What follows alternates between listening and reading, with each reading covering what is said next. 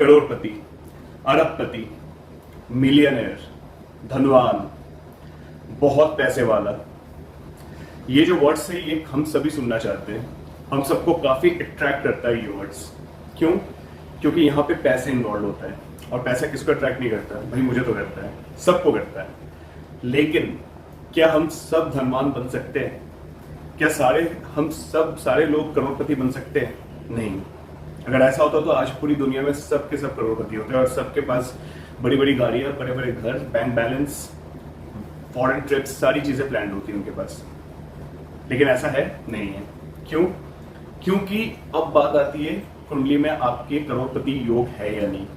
देखो, करोड़पति हो या अरबपति, यहाँ पे मेन पैसे की बात हो रही है। तो वो करोड़पति योग आपकी कुंडली में बन रहा है या नहीं बन रहा है, आज उसी विषय में बात होगी। जी हाँ दोस्तों, नमस्कार, मेरा नाम है सौरभ और स्वागत है आपका मेरे इस यूट्यूब चैनल पे। तो आज हम बात करेंगे करोड़पति लोगों के बारे में नहीं, बल्कि करोड़पति बनने के योग। जन्म कुंडली में करोड़पति कब बना जा सकता है? अब जाहिर सी बात है, आप जितनी मेहनत करोगे, मेहनत के बिना किस्मत अधूरी, किस्मत के बिना मेहनत अधूरी। दोनों एक दूसरे से, मैंने आपको पहले भी बताया था मेरी वीडियोस में कि कुंडली का जो 3rd हाउस और 9th हाउस होता है, दोनों एक दूसरे के सामने होता है। 3rd हाउस होता है आपकी मेहनत, 9th हाउस होता है आपकी किस्मत। आप मेहनत करोगे तो किस्मत बनेगी, ठीक है?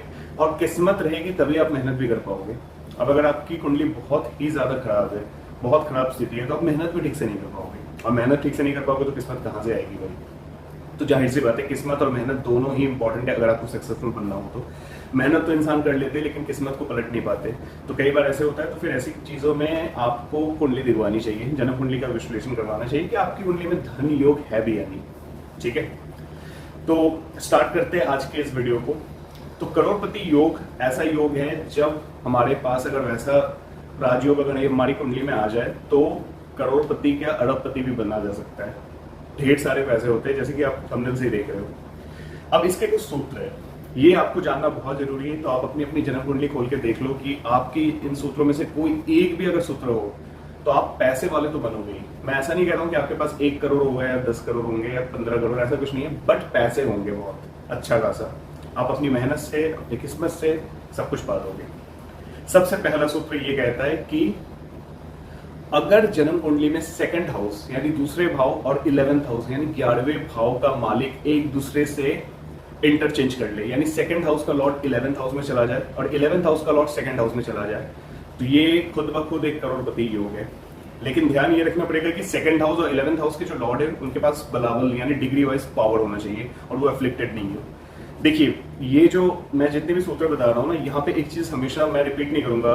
मैं आपको एक पहले बता देता हूँ कि जिन भी प्लैनेट्स की बात होगी यहाँ पे, जो भी योग मैं बताऊंगा वहां पे जो प्लैनेट्स इन्वॉल्व होंगे, बस ध्यान रखने की वो प्लैनेट्स अफ्लिक्टेड नहीं हो, यानी नीच का नहीं होना चाहिए। राहु केतु के साथ युद्ध नहीं हो, राहु केतु की दृष्टि नहीं पड़े तो ही अच्छा है, और साथ ही साथ डिग्री वाइज मजबूत हो। इस चीज का ध्यान रखना है, ठीक है?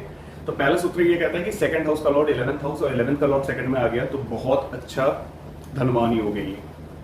दूसरा सूत्र ये कहता है कि अगर 1st हाउस का लॉर्ड 10th में चला जाए, ठीक है, या फिर 10th लॉर्ड 1st में आके बैठ जाए, तो ये भी करोड़पति योग है अपने आप में।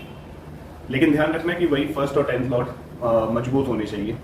ऐसे इंसान को देखा है मैंने अक्सर कि अपने पिता से बहुत ज्यादा लाभ होता है इनको, अपने पिता से संपत्ति पाते हैं, अपने पिता के दिए हुए पैसों से और भी ज्यादा पैसे बनाते हैं, विरासत में भी इनको बहुत कुछ मिलता है।